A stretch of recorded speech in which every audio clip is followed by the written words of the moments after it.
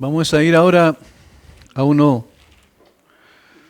de los libros más extraordinarios, pero al mismo tiempo más extraños en cuanto al desarrollo y a la temática, porque es el drama del sufrimiento de los justos. Eso es, podríamos titular así el libro de Job, el drama del sufrimiento de los justos. ¿Por qué sufren aquellos que son hijos de Dios? ¿Por qué sufrimos aquellos que hemos puesto nuestra fe en el Señor y hemos sido constituidos por Él como hijos de Dios? ¿Cuál es la razón que hay detrás? ¿Cuál es el propósito que hay detrás del sufrimiento de los creyentes?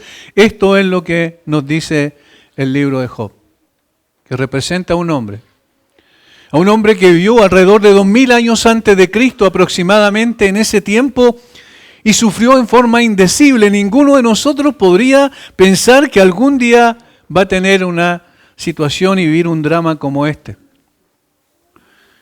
El libro de Job comienza con la descripción de las tres grandes riquezas que este hombre atesoraba y que disfrutaba de una manera maravillosa desde el principio.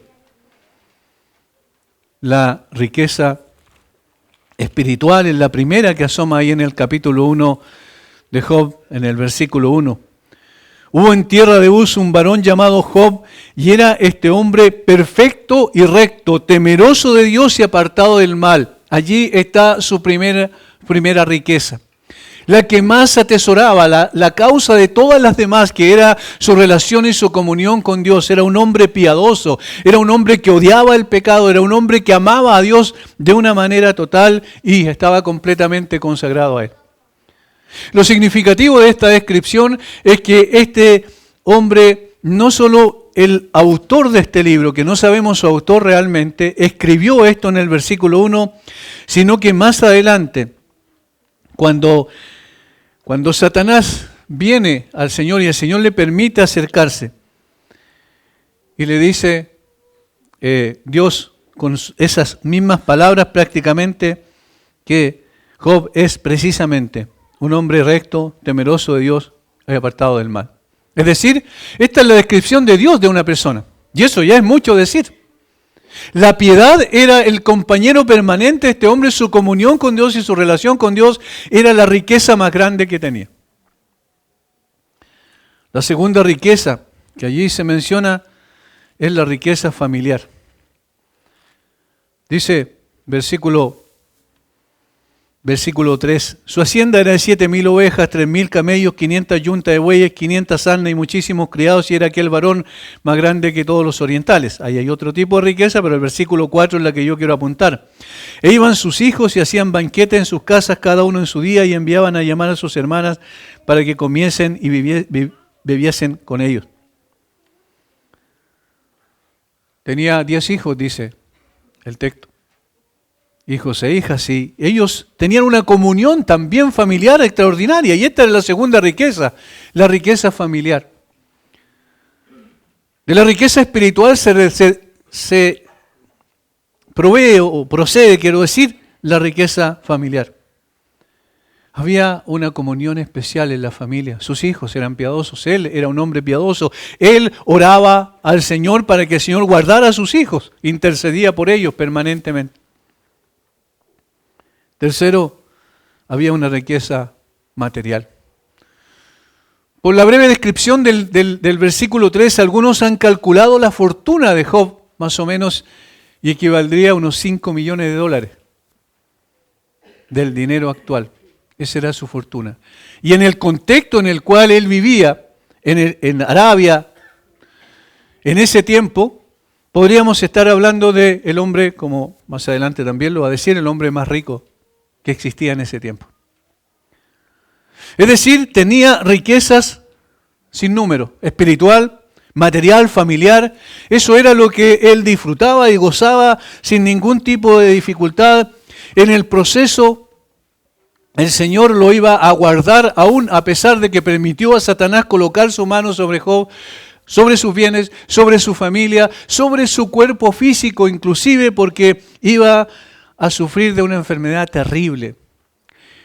Así como lo describe el texto es poético también, como describe la enfermedad de Job, estamos hablando de una especie de enfermedad purulenta, donde tenía heridas por todos lados, supurantes permanentemente. No podía ni siquiera estar acostado porque cualquier parte del cuerpo que tuviese contacto con algo dolía, supuraba, sería herida. Sus heridas, cierto, cada vez eran más evidentes, grotesco era su estado, una vez que fue herido. Dios lo sometió a ese proceso de prueba para permitir en su vida la mano de Satanás. Eso dice capítulo 1, versículos 6 al 12, que no lo vamos a leer. Estoy haciendo una introducción más o menos para que nos ubiquemos quién era esta persona y cuál era la situación de él. Perdió su riqueza en un día, su riqueza familiar, sus 10 hijos murieron. Perdió toda su riqueza material, quedando en la indigencia absoluta, versículos 3 al 19 del capítulo 1. Y posteriormente perdería su misma salud, que era lo que le permitía disfrutar de las otras riquezas. Capítulo 2, versículos 7 y 8. El Señor le permitió que Satanás lo hiriera con esta peste horrible que atacó su cuerpo.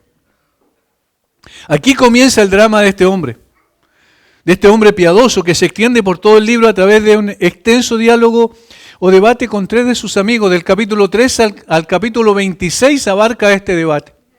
¿Y cuál era el tema del debate en cuestión de este diálogo, de este ataque y defensa, por otro lado, de Job, de este contraataque de Job ante las acusaciones de sus amigos?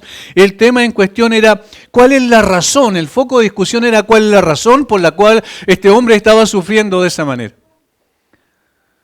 ¿Qué es lo que detonó ese juicio de Dios que ellos consideraban que estaba cayendo sobre Job?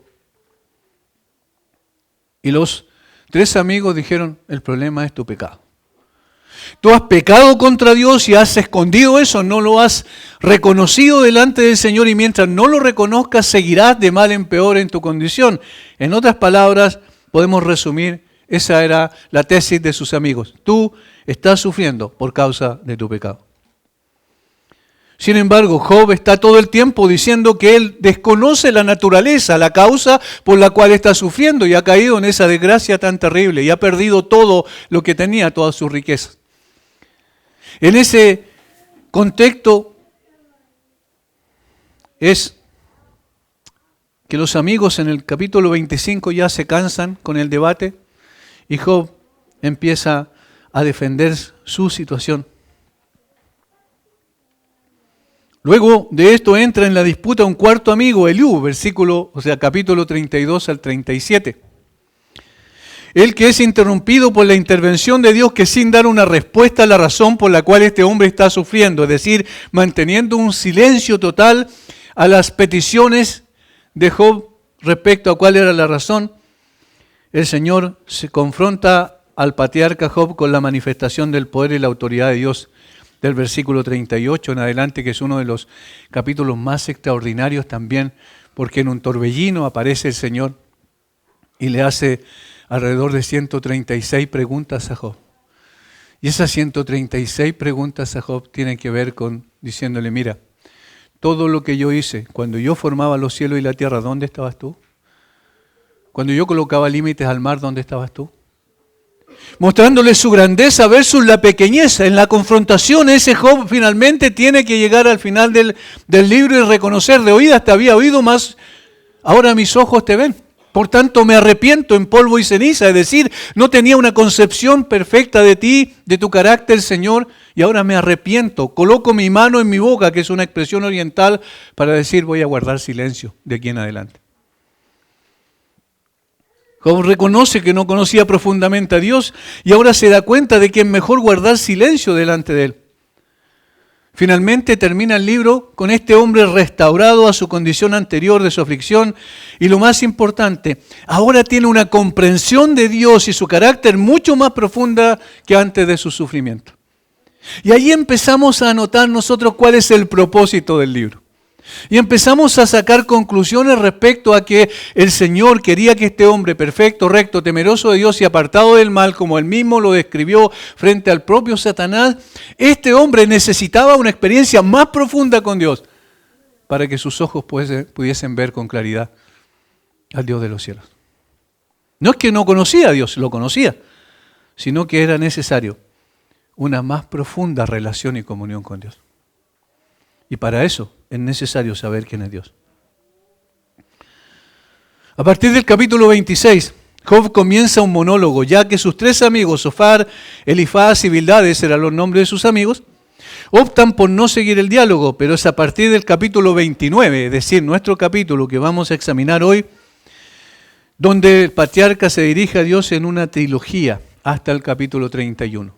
Y tres cosas se mencionan allí en general.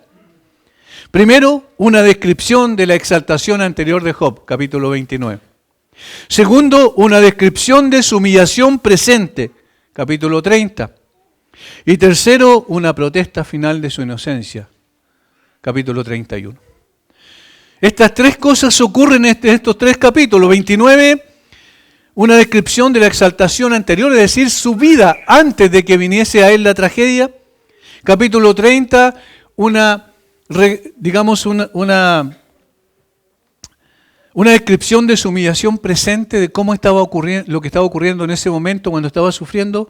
Y tercero, una protesta final de su inocencia en el capítulo 31.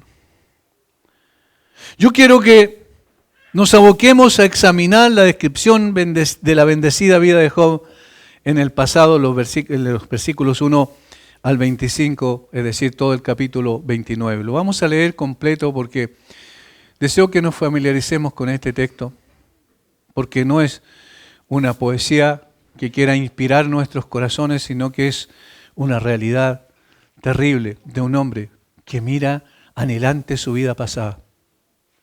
Y al comienzo, ustedes van a notar una frase que es como un grito de dolor y de angustia al cielo, mirando hacia atrás y diciendo, ¿quién me volviese como en los meses pasados, como en los días en que Dios me guardaba?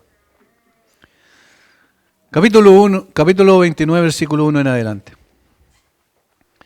Volvió Job a reanudar su discurso y dijo, ¿quién me volviese como en los meses pasados, como en los días en que Dios me guardaba? Cuando hacía resplandecer sobre mi cabeza su lámpara, a cuya luz yo caminaba en la oscuridad. Como fui en los días de mi juventud, cuando el favor de Dios velaba sobre mi tienda, cuando aún estaba conmigo el Omnipotente y mis hijos alrededor de mí. Cuando lavaba yo mis pasos con leche y la piedra me derramaba ríos de aceite. Cuando yo salía a la puerta del juicio y en la plaza hacía preparar mi asiento. Los jóvenes me veían y se escondían y los ancianos se levantaban y estaban de pie.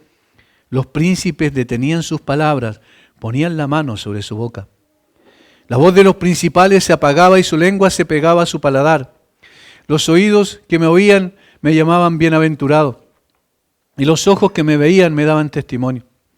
Porque yo libraba al pobre que clamaba y al huérfano que carecía de ayudador. La bendición del que iba a perder venía sobre mí y al corazón de la viuda yo daba alegría. Me vestía de justicia y ella me cubría, como manto y diadema era mi rectitud. Yo era ojos al ciego y pies al cojo. A los menesterosos era padre y de la causa que no entendía me informaba con diligencia. Y quebrantaba los colmillos del inicuo y de sus dientes hacía soltar la presa. Decía yo, en mi nido moriré y como arena multiplicaré mis días. Mi raíz estaba abierta junto a las aguas y en mis ramas permanecía el rocío. Mi honra se renovaba en mí y mi arco se fortalecía en mi mano. Me oían y esperaban y callaban a mi consejo. Tras mi palabra no replicaban, ni mi razón destilaba sobre ellos. Me esperaban como a la lluvia y abrían su boca como a la lluvia tardía. Si me reía con ellos, no lo creían y no abatía la luz de mi rostro. Calificaba yo el camino de ellos y me sentaba entre ellos como el jefe y moraba como rey en el ejército como el que consuela a los que lloran. Esta era la vida de Job. Pero este grito de angustia es terrible, es desolador. ¿Quién me volviese como en los meses pasados? ¿Cómo yo podría volver a vivir esa vida feliz que tuve antes? Hay un dicho popular que nosotros tenemos. Solo se valoran las cosas cuando las perdemos. ¿Verdad? Ese es un dicho que tenemos. Solo se valoran las cosas cuando las perdemos. Yo me imagino mirando la historia, por ejemplo, en Rumania, cuando uno de los pastores que más ha sufrido por Cristo y que escribió un libro después que se llama precisamente Torturado por Cristo, Richard Gumbran, vivían adorando al Señor, teniendo comunión con Él sin mayores problemas, y de pronto llegó la Unión de Repúblicas Soviéticas Socialistas, que era la URSS, ¿cierto? La antigua URSS, de actual Rusia, más acotado en términos geográficos, y que impuso un régimen de terror terrible e invadió Rumania. Cuando invadió Rumania, entonces empezaron a coartar todas sus libertades y particularmente la libertad de adorar al Dios verdadero, al Señor Jesucristo. ¿Cómo estos hombres después miraban atrás el pasado? Cuando ya se restringieron todas las cosas. Les quitaron todas las Biblias y solamente hojas de la Biblia las repartían entre ellos cuando estaban en las cárceles de la Unión Soviética por causa de Cristo. ¿Cómo ellos mirarían hacia atrás y dirían, cómo anhelamos ese tiempo cuando íbamos y nos reuníamos como iglesia y alabábamos al Señor y escuchábamos su palabra y nos regocijábamos en la comunión con Dios? ¿Cómo quisiéramos que volviéramos atrás? Pero ya la situación era distinta. Y esto es lo que pasó con Job. Job miraba hacia atrás y dijo, qué terrible es lo que está sucediendo conmigo. Eso se implica, ¿cierto? En el capítulo 30 ya lo explica de una manera explícita, pero acá se implica, esa era su situación presente. Estaba en una condición deplorable en el basurero de la ciudad, se rasgaba con pedazos de greda, todo su cuerpo con heridas supurantes. Era detestable para la gente, para su propia mujer era detestable, como dice el capítulo 2. Y entonces él mira hacia atrás y dice, ese tiempo yo quisiera que volviera. Una vida feliz. Este hombre había vivido de una manera extraordinaria, con abundancia de todas las cosas, como va a decir más adelante, cuando lavaba yo mis pasos con leche y la piedra me derramaba ríos de aceite. Esa es una expresión poética y oriental de decir que incluso podía lavarse los pies con leche. O con la crema de la leche, por eso es que dice, se utilizaba esta metáfora, porque eso era abundancia absoluta. La leche, la miel y el pan eran representativos de la abundancia material. Y este hombre está diciendo, miren, yo me podía lavar los pies con leche. ¿Quién se lava los pies con leche? Obviamente, esa es una expresión de decir que tenía, pero en abundancia todo lo que necesitaba. Y menciona también el aceite de oliva. Era tan importante en ese tiempo porque no solo servía para la alimentación como nosotros lo tenemos en el día de hoy, sino también para las lámparas y para ungir la cabeza de las personas, que era una expresión de alegría también, denotan los salmos. Es decir, tenía muchos usos y eso implicaba entonces que tenía abundancia de todo. Y sin embargo ahora está en el basurero de la ciudad, abandonado por toda la gente, como decía en el capítulo 30, hasta los niños se burlan de él y le lanzan escupitajos, después de haber sido el hombre más importante de ese lugar. Tratemos de imaginar esa situación. Hermanos, era un hombre que sufría de una manera que probablemente nunca nosotros vamos a sufrir. Y no por su pecado, sino porque Dios lo llevó por caminos escabrosos durante todo ese tiempo. Entonces, ¿qué es lo que hace él? Él mira hacia atrás. Él mira hacia atrás. Y describe la bendecida vida que él había tenido en el pasado. Echa una mirada retrospectiva a su vida de antes de sus aflicciones y recuerda sus riquezas de las que gozaba y disfrutaba el alero de Dios. En todo el círculo de lamentaciones de Job, esta es quizás la más conmovedora. No puede dejar de tocar el corazón de cualquier persona que alguna vez haya probado las penas de ser repentinamente reducida su felicidad, su gloria anterior, su honra anterior, a un estado de enfermedad, angustia, deshonra y miseria.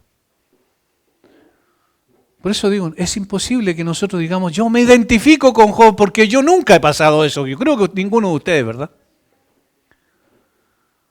Sin embargo, el Señor nos quiere enseñar algo más profundo en este sentido.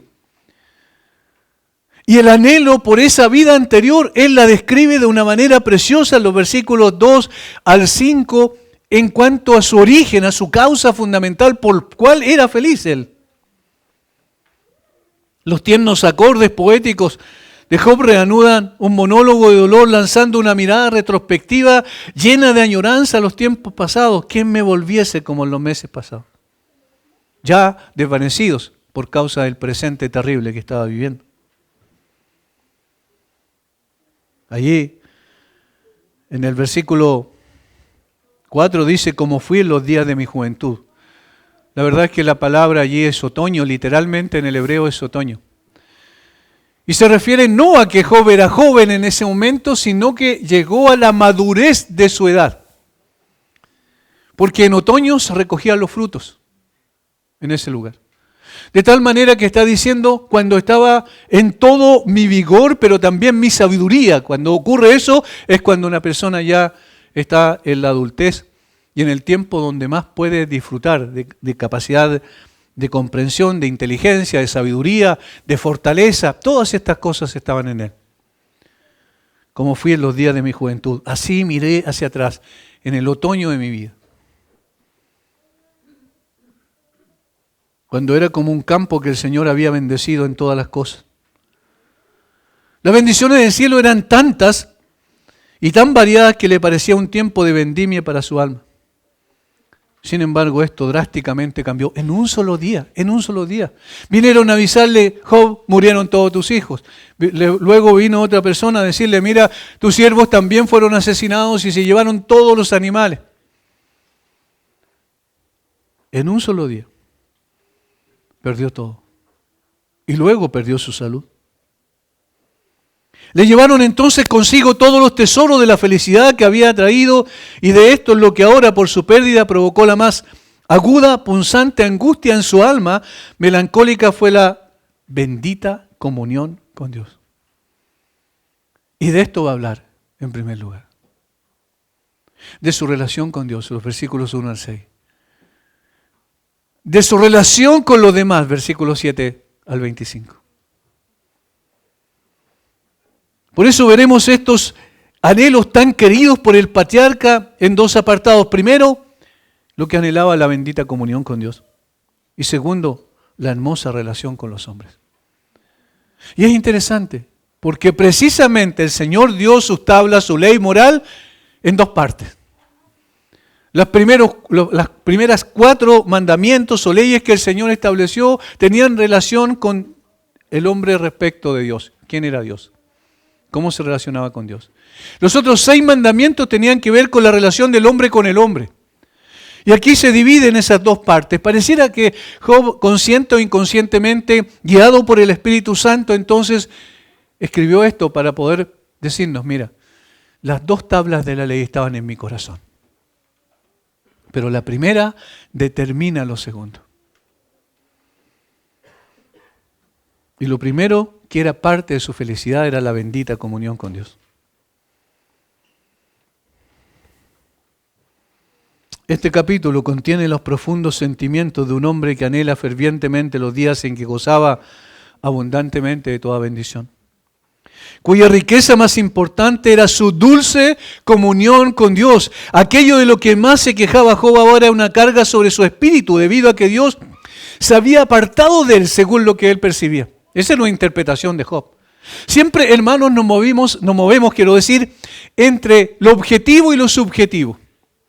Lo objetivo es la verdad de Dios, incambiable, inmodificable, inmutable.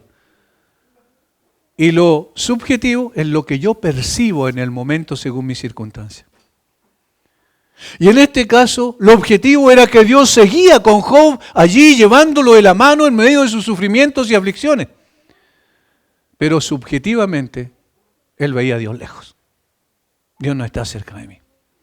Porque de lo contrario, no perdería a toda mi familia. No hubiese perdido todas mis cosas materiales y no hubiese perdido mi salud.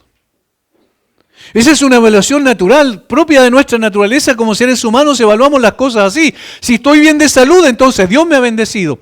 Si tengo prosperidad material, entonces Dios me ha bendecido. Si tengo tranquilidad y paz familiar, entonces Dios me ha bendecido. Pero aquí esas tres cosas no estaban presentes. Sin embargo, no significaba que Dios no estaba con él. Pero él percibía a Dios lejos de él. Tres son las expresiones de esta comunión con el Señor que Job anhela al mirar su gloriosa riqueza espiritual. Primero, versículo 2. ¿Quién me volviese como en los meses pasados, como en los días en que Dios me guardaba? Y esa palabra aparece muchas veces en diferentes contextos, pero siempre tiene que ver en la raíz original de esa palabra con guardar o cercar, como con espinos, es decir, algo precioso que guardaba en ese lugar, algo de mucho valor, y la protección era completa. Era similar a lo que dice David en el Salmo 3, tú eres escudo alrededor de mí. Eso es lo que entendía Job. Dios es mi escudo. Dios fue el que me protegió. Allí estaba yo guardado, protegido por la mano del Señor. Colocó un cerco alrededor de mí para que nadie tocase mi vida, mi familia y mis bienes. Él estaba seguro de que eso lo había experimentado. Y hermanos, una cosa es decir, yo sé que Dios está conmigo. Yo sé que Dios es mi protector. Otra cosa es experimentarlo. Y aquí Job está diciendo, yo lo experimenté. Es decir, yo lo palpaba. Para mí la presencia de Dios era tan palpable como nosotros podemos mirarnos uno a los otros y decir, estamos presentes en este lugar. La idea es que el Señor puso un cerco alrededor de la vida del patriarca. Este cerco no se debe limitar en todo caso a lo providencial, es decir, a aquellas cosas circunstanciales, a lo físico principalmente, sino también, sobre todas las cosas, es una protección sobre el alma del patriarca. Y esa es la protección más grande que tenemos de Dios los creyentes. ¿Saben de quién nos protege Dios? De nosotros mismos. Porque nosotros somos el peor enemigo. El yo es el peor enemigo del creyente. Y el Señor nos protege, coloca un cerco. ¿Cómo coloca el cerco? Precisamente a través de la palabra. La palabra nos va diciendo, mira, esta es tu situación. Cuidado con esto, porque de lo contrario te vas a desviar del camino del Señor. El Espíritu Santo nos va moldeando de tal forma que nosotros vamos queriendo ser más semejantes a Cristo y parecernos menos a lo que éramos antes, ¿verdad? Ese es el proceso y el progreso del creyente. El Señor nos protege en esa lucha, en esa batalla. Porque aunque perdamos algunas batallas en la vida en términos de la santidad, no obstante, el Señor nos va a llevar a progresar en esa santidad y finalmente nos dará la victoria total. El Señor lo preservó de sí mismo.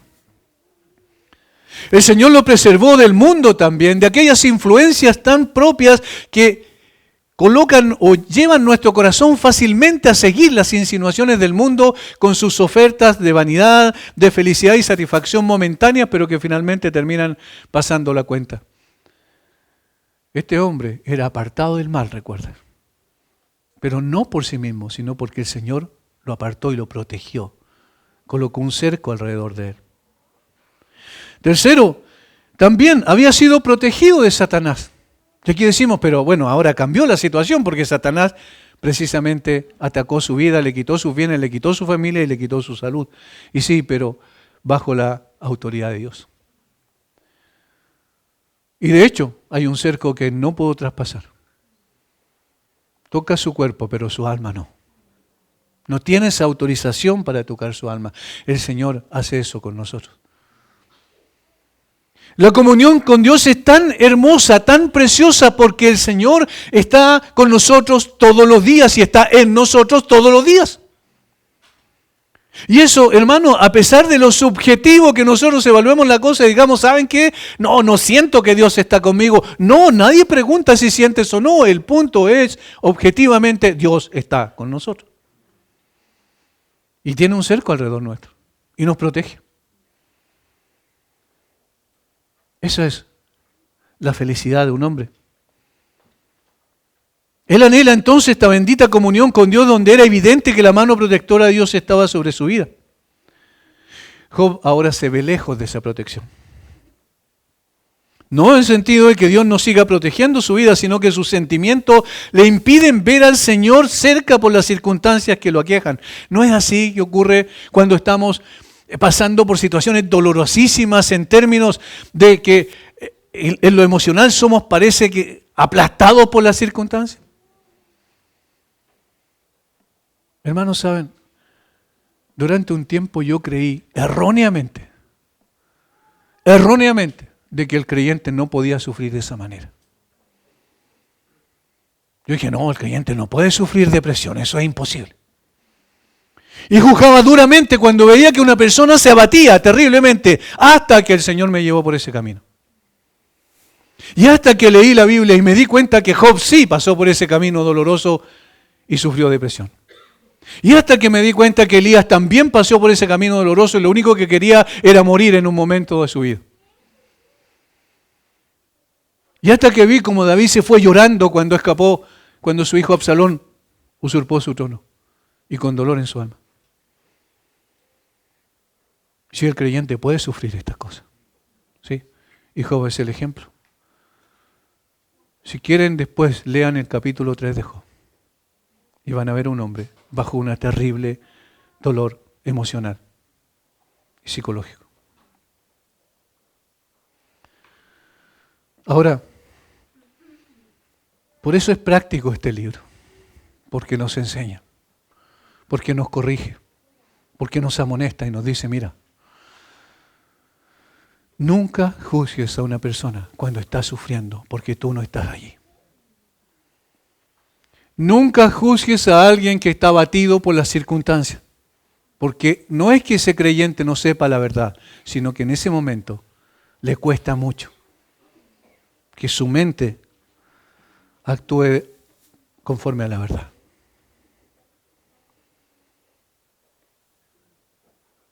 El Job es como si dijera, ese tiempo maravilloso donde Dios me guardaba ya está en el pasado.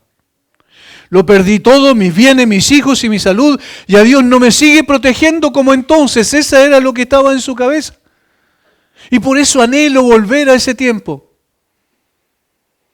Y por eso deseo volver a esa primera evidencia de mi felicidad. Dios era mi protector. Lo segundo, versículo 3. Cuando hacía resplandecer sobre mi cabeza su lámpara y a cuya luz yo caminaba en la oscuridad. Dios era su guía. Dios era su guía.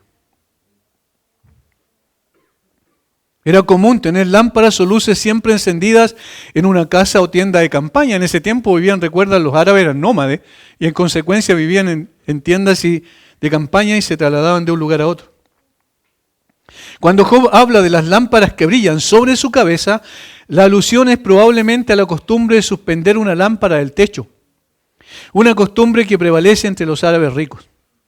Por tanto, es esta una hermosa ilustración del favor divino. La luz y la felicidad impartidas por Dios, la gran fuente de bendición desde arriba, esa es la imagen poética. Es decir, tenía la luz de Dios sobre mi cabeza, la luz de Dios delante de mí, que me guiaba, que me conducía, que me mostraba el camino, que aún en la oscuridad yo no tropezaba porque Dios era mi guía y mi instructor. Dios no solo le brindó protección, sino también instrucción y guía. En algunos lugares y en temas de que otro modo habrían sido oscuros, lo aconsejó y lo guió. Disfrutaba de las manifestaciones del favor divino. Su comprensión se iluminó y se le permitió comprender temas que de otro modo habrían sido desconcertantes y difíciles. Es decir, no solo tiene que ver con la luz, ¿cierto? La lámpara es una ilustración de la luz que también resplandece en el corazón de este hombre y en la mente de él para poder discernir cosas difíciles y poder llegar a conclusiones correctas. Lo que pasa con nosotros. Nosotros somos guiados por la luz. Somos guiados por la luz de la palabra de Dios. Lámpara es a mis pies, tu palabra y lumbrera a mi camino. Somos conducidos por una verdad objetiva, que son las Escrituras. Pero también somos conducidos por una de las personas de la Trinidad interiormente, que es el Espíritu de Dios, que actúa en concordancia con la palabra. Y nos va guiando y nos va diciendo, mira, esto está equivocado, esto no corresponde. Y comenzamos a discernir mejor las cosas y llegamos a tener un entendimiento que sería imposible entender si no fuera por la obra del Espíritu y la palabra de Dios. Dios es nuestra guía. Y la felicidad más grande, la satisfacción más grande de un ser humano es que Dios sea la guía. Miramos la sociedad y ¿qué es lo que ocurre? Caos absoluto. Irracionalidad por todos lados, cosas que nunca alguien se iba a imaginar que iban a estar en boca de personas prominentes, de gobernantes, absurdos, absolutos. Y sin embargo, hoy día son parte de la agenda de este mundo. Y nosotros damos un paso atrás, miramos la palabra y decimos, no, aquí hay una guía sabia. La luz está sobre nuestras cabezas. Y está en nuestra mente y está en nuestro corazón. Esa es la felicidad de un creyente.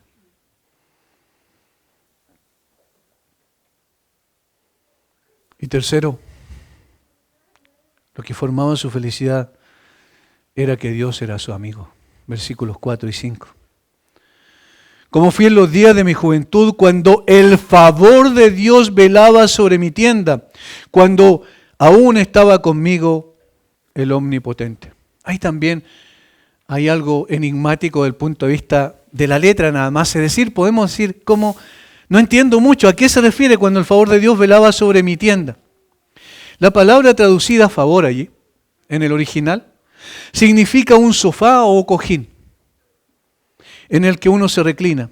Y luego entonces un diván o círculo de amigos sentados juntos en consulta. La idea aquí probablemente es que Dios entró en su tienda, en la tienda de Job, o vivienda como amigo. Y que Job, por así decirlo, fue admitido al secreto de su amistad y al conocimiento de sus planes. Es decir, Dios era su amigo íntimo y siempre había un lugar para Dios en la tienda de Job. Era su instructor, era su protector, era su guía, pero también era su amigo cercano. Como Abraham, ¿recuerdan? ¿Ocultaré a Abraham lo que he de ser? Siendo él mi amigo. Eso es lo que pasaba con Job. Dios lo cuidó con cuidado permanente. La lámpara del amor divino brilló en lo alto, iluminó las tinieblas, para que incluso en la noche pudiera viajar por un camino que no conocía y sentirse seguro.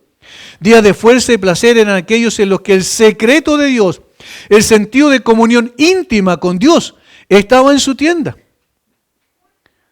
Hermanos, eso es lo que está destacando allí, la comunión íntima con Dios. Dios era uno de mis amigos que venía y el más importante, que tenía siempre su lugar. Por eso un cojín, un lugar donde poder recostarse, porque esa era la forma culturalmente que había en ese tiempo. Dios era mi visitante permanente, estaba diciendo, y habitaba junto a mí. Hermanos, no puede haber una expresión más hermosa que refleja la unidad que había entre el corazón de Dios y el Dios de Job. La comunión con Dios.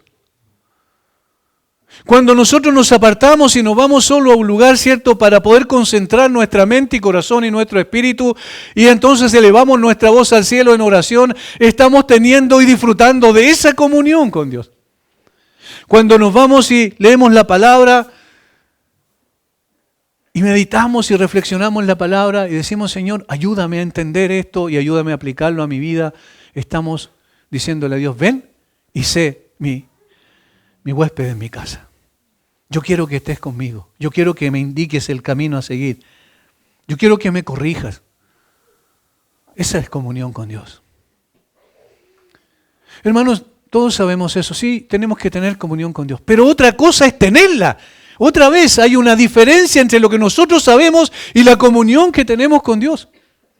Y no debemos hacerlo como un deber pesado y una carga. No, debe ser una satisfacción. Para Job era su felicidad. Que Dios esté con él y él estar con Dios. Es una satisfacción enorme. Si nosotros viniera una persecución en nuestro contexto y perdiéramos nuestras Biblias y todo, ¿y cuánto de menos echaríamos a abrir nuestra Biblia y leer? Y meditar y reflexionar. Y entonces, ¿por qué no lo valoramos hoy? Si lo tenemos. Cuando nos prohibieron reunirnos, ¿recuerdan? Y yo estaba aquí con otros hermanos, colocábamos el púlpito abajo y una cámara y yo le hablaba a una cámara. Fue terrible. Era algo que era insoportable porque no habían personas, yo no podía mirar sus rostros. Era impersonal. No podía haber comunión a través, como en el día de hoy piensa la gente, a través de redes sociales. No hay comunión, la comunión es personal. La comunión es íntima, la comunión es cercana. Y entonces disfrutemos de la comunión con Dios mientras la tengamos. Esa era la riqueza más grande de Job. No hay bendición tan grande ni goce tan dulce como la comunión con Dios y la amistad de nuestro Redentor. Esto Job lo colocó a la cabeza de la lista de misericordia. Qué terrible cuando perdemos esto por nuestra negligencia. En este caso no fue por negligencia que Job se sintió lejos, sino por la aflicción. Hermano, si estás pasando por una aflicción terrible, si tu corazón y tu alma están secos, si no encuentras la salida, si das vuelta en círculo y tus pensamientos te abruman, recuerda, el Señor todavía está contigo. Y es el único que te puede levantar de tu postración. Es el único que puede hacer una obra extraordinaria en ti. Por supuesto que el Señor utiliza instrumentos también. Pero Él, en definitiva, es el origen y la causa de tu restauración. Todo esto era la fuente de felicidad de Job. La comunión íntima con Dios era la causa de todas las demás bendiciones de las que gozó sin interrupción hasta que lo visitó la desgracia. Esta era su riqueza más grande. Es también nuestra mayor riqueza. Si Dios nos ha invitado a una profunda comunión con Él, lo tenemos absolutamente todo. Y una de las cosas que vemos en la forma en que reaccionó al principio Job es que él era consciente de esto. Después se fue nublando su análisis, su reflexión. Pero en principio, ¿recuerdan lo que dijo? Cuando llegaron con las noticias terribles de que había perdido todo y aún su familia, sus hijos. Desnudo salí del vientre de mi madre, desnudo volveré allá. Jehová dio, Jehová quitó. Sea bendito el nombre de Jehová. Él entendía que su riqueza más grande era su comunión con Dios. Esta bendita comunión con el Señor le hizo que brotara una mirada compasiva hacia sus semejantes.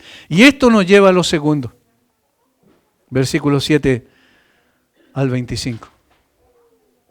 La relación con sus semejantes o con los hombres.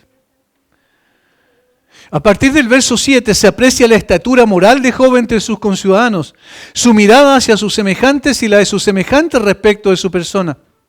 Esto deja en evidencia como un hombre que disfruta de una comunión con Dios es movido a ser una bendición también en su contexto. Y en lo segundo, hermanos, probablemente es donde más fallamos y aquí vamos a quedar en evidencia. Versículo 7 al 11. Cuando yo salía a la puerta a juicio y en la plaza hacía preparar mi asiento, los jóvenes me veían y se escondían y los ancianos se levantaban y estaban de pie. Los príncipes detenían sus palabras, ponían las manos sobre su boca. La voz de los principales se apagaba y su lengua se pegaba a su paladar.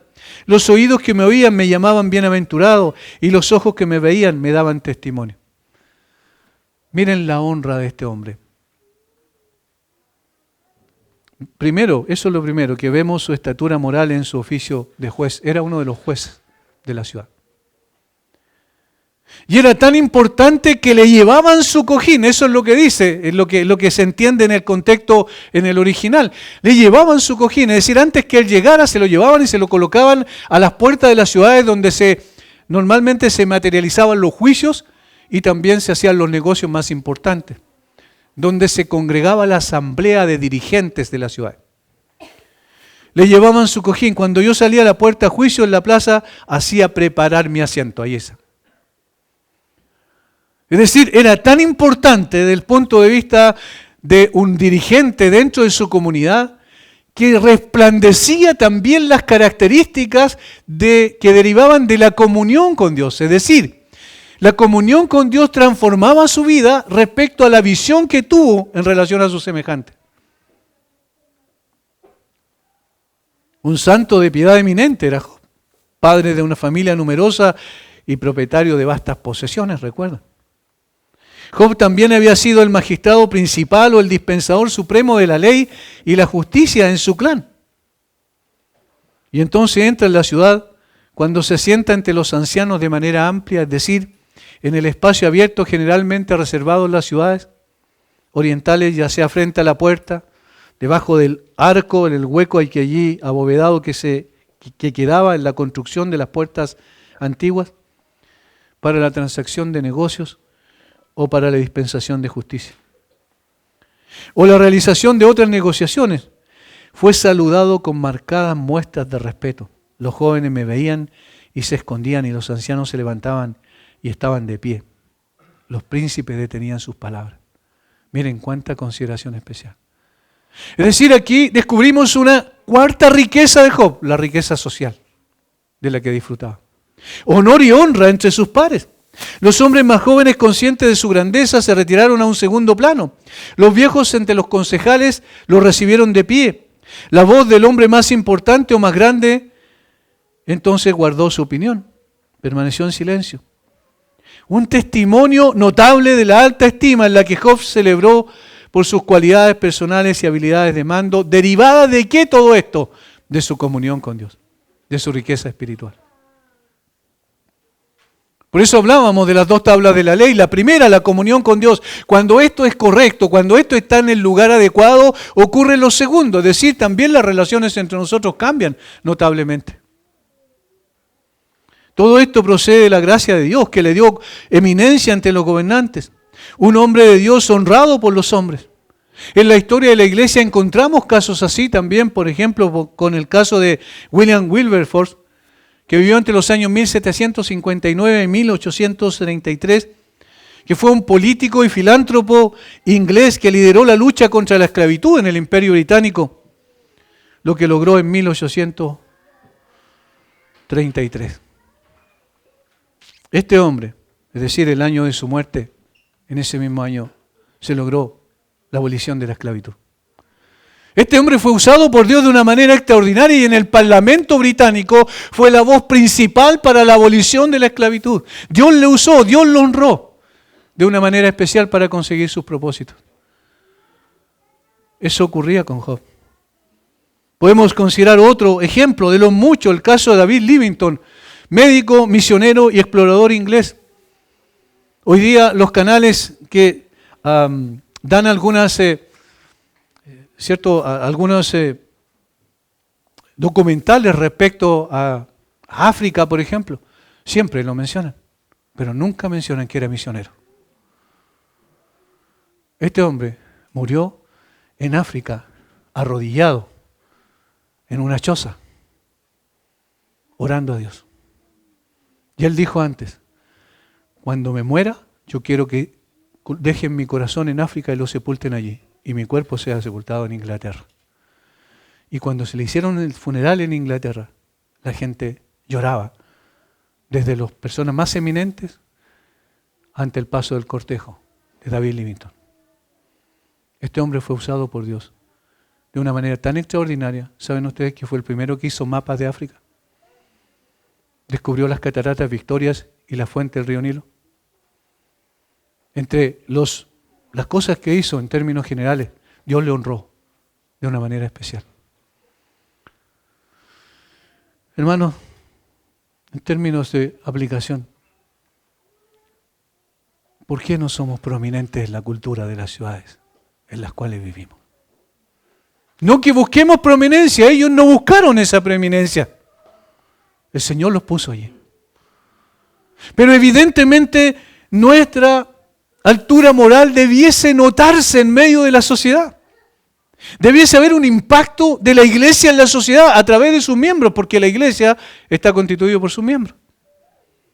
Debiese haber algo especial, es decir, una reacción natural a nuestra comunión con Dios. ¿No será que el problema es ese? No tenemos una comunión tan cercana con Dios y por eso tampoco impactamos en nuestro contexto. Segundo, vemos su estatura moral en su compasión con los más necesitados.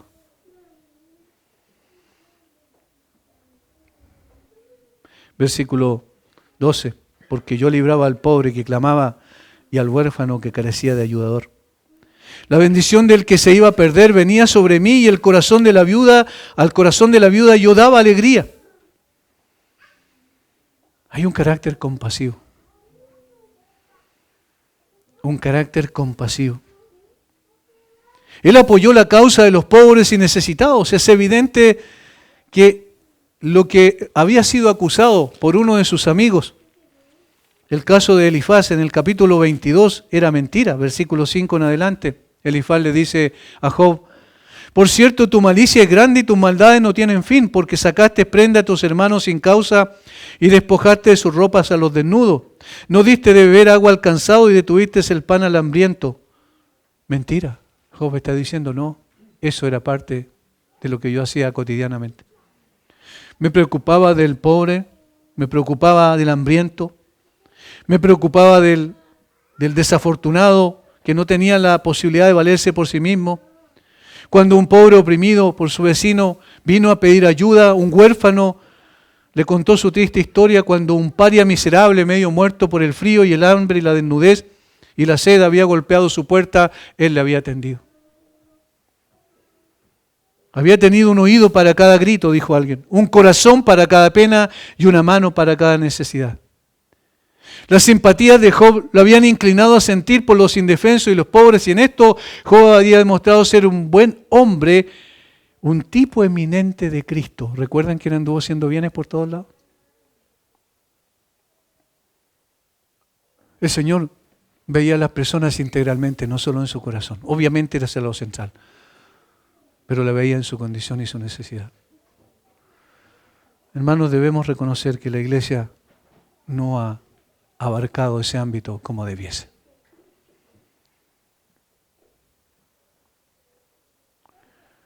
Tercero, tengo que ir más rápido, manifestó su estatura moral en su conducta justa. Versículo 14, me vestía de justicia y ella me cubría, como manto y diadema era mi rectitud. Yo era ojos al ciego y pies al cojo.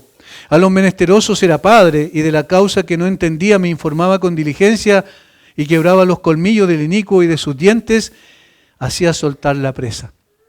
Es una forma poética de decir que le quitaba la presa a quienes abusaban de él. Actuó de una manera maravillosa con respecto a la justicia. De hecho, dice que se vestía de justicia y se colocó un turbante como de justicia. Eso es lo que dice el texto. Tan impecables los principios de equidad por los cuales fue guiado, que se sintió con derecho a decir que literalmente se había revestido de justicia y asumió la integridad como una túnica y un turbante. En esto nuevamente tipificando sorprendentemente al Señor Jesucristo. Hasta aquí podemos ver 3 ejemplos de su conducta con los demás. Sin embargo, llegamos al versículo 18 hasta el 20 y notamos algo interesante. Decía yo: en mi nido moriré y como arena multiplicaré mis días. Mi raíz estaba abierta junto a las aguas y en mis ramas permanecía el rocío. Mi honra se renovaba en mí y mi arco se fortalecía en mi mano. Miren lo que él estaba diciendo. Esto era yo y pensaba que nunca caería de este estado. Pensaba que nunca caería de este estado. En mi nido moriré, es una forma de decir, moriré tranquilo, en paz, en mi hogar, sin problema. Se alargarán mis días, incluso eso está implícito. Y como arena multiplicaré mis días. Mi raíz estaba abierta junto a las aguas y en mis ramas permanecía el rocío, de una manera que era productivo, eso es lo que estaba diciendo. Y seguiré siendo productivo, es decir, hay una autoconfianza en esas cosas. Estaba diciendo, yo nunca perderé esto, pero ¿qué pasó? Lo perdió todo. Vamos a ver después, excepto su comunión con Dios, pero todo lo demás lo perdió. Aquí nos enseña también que la autoconfianza es peligrosa. Nosotros podemos decir, hoy estoy bien, hoy tengo todo, no me falta nada, pero no sabemos qué va a pasar mañana. Y ese es el ejemplo que nos da el libro de Job. Job dijo, yo no tendré problemas, porque estoy en la cúspide de mi vida, mi felicidad. No sufrirá ningún embate de la desgracia. Hermanos, todo esto y mucho más tenemos en el capítulo 29, pero obviamente hemos apuntado a cosas puntuales principalmente para poder mostrar que la verdadera felicidad se encuentra en la comunión con Dios y en la forma en que nosotros reaccionamos frente a la necesidad de la gente. Yo quiero mencionar algunas lecciones sugeridas para concluir. Primero, esto es evidencia la afirmación de que el temor del Señor es la sabiduría. La piedad de Job es la fuente tanto de su felicidad como de su honor. Ninguno exhibió más de lo primero ni disfrutó más de lo segundo. Es decir, aquel que disfrutó de la comunión con Dios y permaneció en comunión con Dios, entonces en consecuencia fue transformado en una persona que también recibió honra delante de los hombres. Su vida y experiencia son una verificación de la verdad de que la duración de los días está en la diestra de la sabiduría y en la izquierda riquezas y honra. Proverbios 3:16. Segundo, esto es prueba de que la verdadera piedad hacia Dios va acompañada de la más pura moralidad y amor a los hombres. Es decir, consecuencia otra vez de nuestra relación y comunión con Dios es la moralidad y nuestra relación con los demás.